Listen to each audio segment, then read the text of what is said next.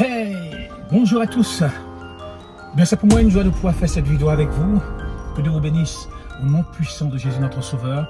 C'est vrai que nous sommes chrétiens, mais nous avons besoin d'argent en toutes choses. Nous avons besoin d'argent parce que nous sommes encore dans ce monde. Nous ne sommes pas du monde, mais nous sommes encore dans ce monde. Et dans ce monde, quoi qu'il arrive, tu as besoin d'argent pour te loger, tu as besoin d'argent pour te nourrir, tu as besoin d'argent pour te déplacer, tu as besoin d'argent. Tu as besoin d'argent dans tout pour envoyer tes enfants à l'école, pour te soigner. Tu auras besoin d'argent. Quoi qu'il arrive, eh bien, il te faut de l'argent. Mais on ne fait pas n'importe quoi avec l'argent que Dieu nous donne. Parce que c'est Dieu qui pourvoit à nos besoins. Quelles sont les dettes qu'il faut éviter absolument? Les 4 dettes que le chrétien doit éviter absolument.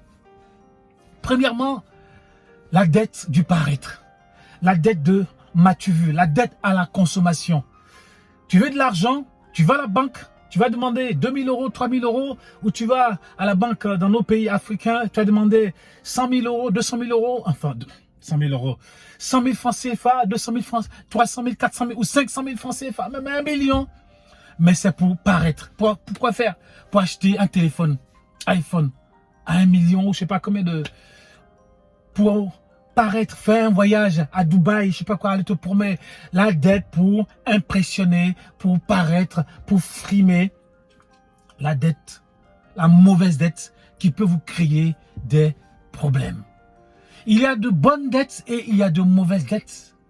La bonne dette, c'est la dette que tu vas prendre pour investir dans la maison, investir dans la voiture qui va te servir pour aller travailler.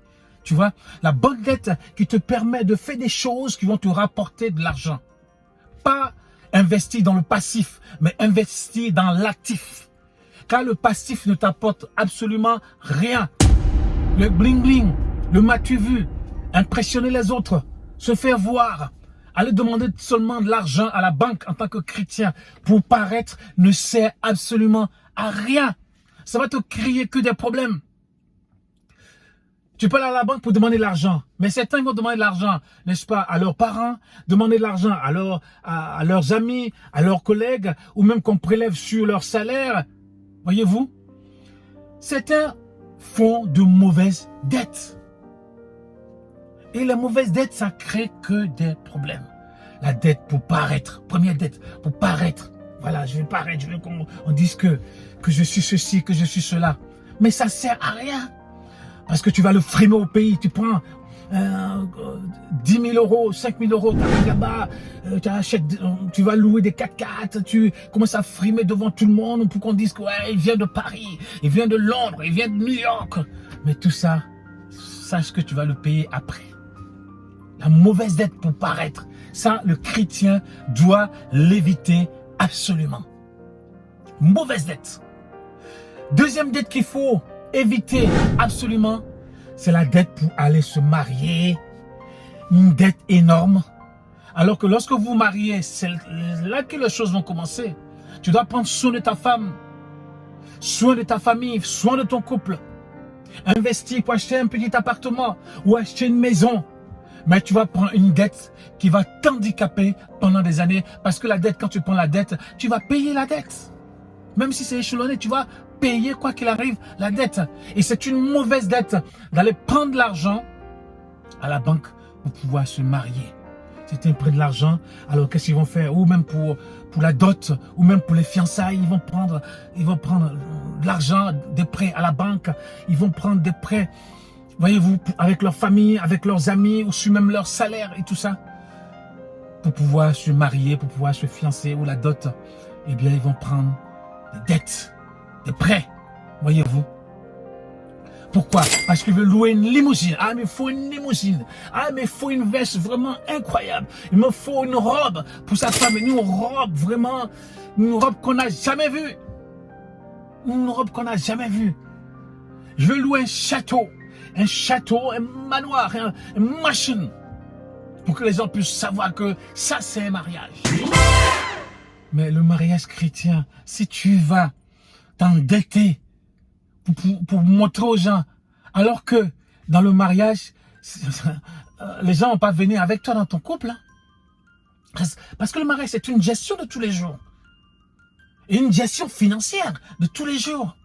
Mais si tu vas t'endetter, ce crédit va falloir le rembourser. Comment tu vas faire après? Et c'est là que viennent les problèmes dans les couples. C'est là que viennent les problèmes. Si vous, après, quand vous vous mariez, vous ne pouvez plus manger, vous ne pouvez plus faire ceci, vous habiller correctement, vous ne pouvez plus acheter une voiture, vous ne pouvez plus... Mais c'est parce que vous avez pris une dette pour vous marier de façon incroyable comme des riches. Limousine, château, des milliers de personnes qui sont invitées. Eh bien, on fait tout à gogo. Mais le soir ou le matin, après le mariage, eh bien, on se rend compte qu'on a dépensé de l'argent vraiment pas possible. Tout cela pour paraître, toujours pour paraître dans la communauté, pour paraître, avoir le bling bling. Voyez-vous, ça c'est une mauvaise dette, un mauvais prêt. Ça, il faut l'éviter absolument. Il faut éviter. Évitez cela. Prends à le faire un prêt pour pouvoir se marier de façon grandiose. Oui, il faut que les gens sachent que, eh bien, mon mariage, ça a battu tous les records sur Internet, ça a battu tous les records sur YouTube, ça a battu tous les gens, des milliers de personnes regardent mon mariage parce que mon mariage, c'était un mariage de millionnaires, de milliardaires. Regardez, ça c'est vraiment pas... Ouf, il faut éviter cela.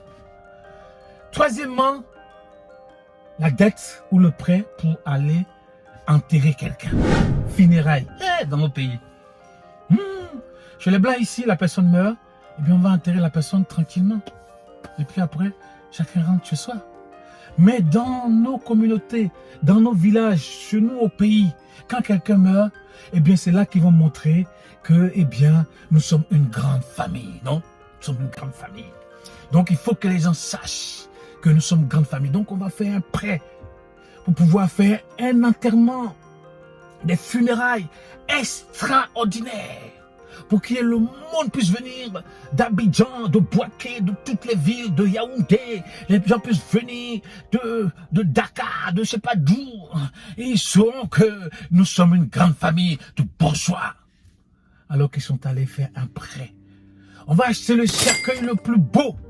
Mais ce cercueil va pourrir quoi qu'il arrive. Le corps va pourrir, le cercueil va pourrir.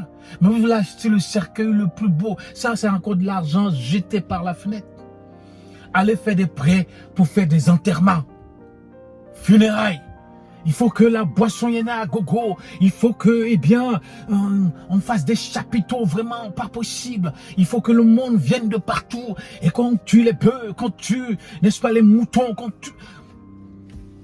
Eh bien, il faut que ça soit grandiose. Il faut que ça soit le top. Il faut que ça soit grandiose, le top.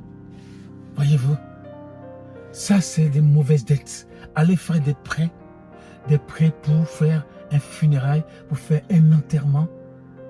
Oui, ces enfants doivent venir de New York, venir de Paris, venir de partout. Et les gens sauront que ce monsieur, il a vécu, il a fait des enfants. Et ces enfants l'ont enterré dignement, de façon digne. Et les gens sauront que nous sommes une grande famille, que nous on rigole pas. On met le paquet, même dans l'enterrement, on met le paquet. On loge tout le monde, on nourrit tout le monde, on fait boire tout le monde. Ça sert à quoi? Ça sert à quoi d'aller faire un prêt pour faire un enterrement, pour faire des funérailles? Ça, je me suis toujours posé la question. Et après cela, les gens, eh bien, ils n'ont plus rien à manger, ils n'ont plus rien. On voit que bon, ben, chacun rentre chez soi, chacun prend sa voiture, prend son car et rentre chez eux. Et voyez-vous, ça, c'est un mauvais prêt qu'un chrétien ne doit pas faire. Aller faire un prêt pour enterrer des personnes. Pour enterrer des personnes. Oui, peut-être tu peux faire un petit prêt. Si tu n'as pas d'économie pour enterrer tes parents, ça peut arriver. C'est possible. Mais faire un prêt pour soi-disant faire quelque chose de grandiose, ça sert absolument à rien. Absolument à rien. Quatrième prêt qu'il ne faut pas faire, c'est aller faire un prêt pour créer son entreprise. Il faut toujours avoir des économies pour créer son entreprise. On ne va pas faire des prêts pour créer une entreprise. Parce que si ton entreprise coule, eh bien, tu dois rembourser ce prêt-là. Et quand tu fais créer une entreprise, c'est pas sûr que, eh bien, l'entreprise va marcher. C'est pas sûr. Et tu vas faire un prêt à la banque. Ou tu vas faire un prêt à ta famille, faire un prêt avec tes amis, faire un prêt sur ton salaire, faire un prêt dans ta communauté, faire un prêt par-ci, par-là. Et si l'entreprise ne marche pas, qu'est-ce que tu vas faire? Si l'entreprise ne marche pas, qu'est-ce que tu vas faire? Tu seras obligé de rembourser le prêt. Et si tu n'as pas l'argent, comment tu fais? La banque, eux, ils ne cherchent pas à comprendre. Tu as fait le prêt. Tu as la dette. Il faut rembourser ta dette. C'est comme ça. Ils ont échelonné. Eh bien, chaque mois, tu dois payer. Chaque mois, tu dois payer. Sinon, tu auras des problèmes. Et ça, un chrétien ne doit pas faire cela. Aller faire un prêt pour créer une entreprise. C'est créer une entreprise, c'est une bonne chose. Mais aller à la banque pour chercher l'argent pour créer ton entreprise, ça ne sert absolument à rien. Parce que l'entreprise peut couler. Et si ça coule, c'est toi qui vas payer. Alors, ces 4 prêts, eh bien, un chrétien doit les fuir absolument. Doit les fuir absolument. Voyez-vous? Voilà, vraiment que le Seigneur vous bénisse. Dieu vous donne l'argent. Eh bien, prenez soin de cet argent-là pour bénir les églises, bénir les serviteurs de Dieu, bénir les orphelinats, bénir les pauvres, bénir les veuves, bénir, n'est-ce pas, là où il y a le besoin, bénir l'église de Dieu. Mais allez faire des prêts pour frimer, allez faire des prêts pour pouvoir impressionner, allez faire des prêts pour funérailles, allez faire des prêts pour mariage, allez faire des prêts pour pouvoir créer son entreprise, allez faire des prêts ceci, ou encore plusieurs prêts pour ceci, cela. Ça ne sert absolument à rien. Allez faire des prêts pour le passif, non pas pour l'actif. Eh bien, ça ne sert à rien. Le chrétien doit savoir gérer son argent. Et si tu sais gérer tout ton argent, Dieu va te donner encore de l'argent. Dieu va te donner encore de l'argent. Dieu va te bénir encore. Dieu va te bénir davantage. Afin qu'à ton tour, tu puisses bénir les autres. Alléluia. Mais si tu vois que tu dilapides, tu vois que tu vas prendre l'argent à la banque et que tu dilapides, tu fais n'importe quoi. Est-ce que Dieu est fou? Dieu n'est pas fou. Dieu ne va pas te donner l'argent pour que tu dilapides, tu fasses n'importe quoi. Impressionner les gens, ainsi de suite. Là. Comme on dit chez nous, le fou fa fou, tu fais n'importe quoi. Non. Si Dieu voit que tu gères bien ton argent, un bon économe, et ainsi Dieu te bénira. Un bon gestionnaire, et ainsi Dieu te bénira. Avant que Dieu vous bénisse, au nom puissant de Jésus. Dieu bénisse vos familles, Dieu bénisse votre entreprise. Amen. God bless you guys.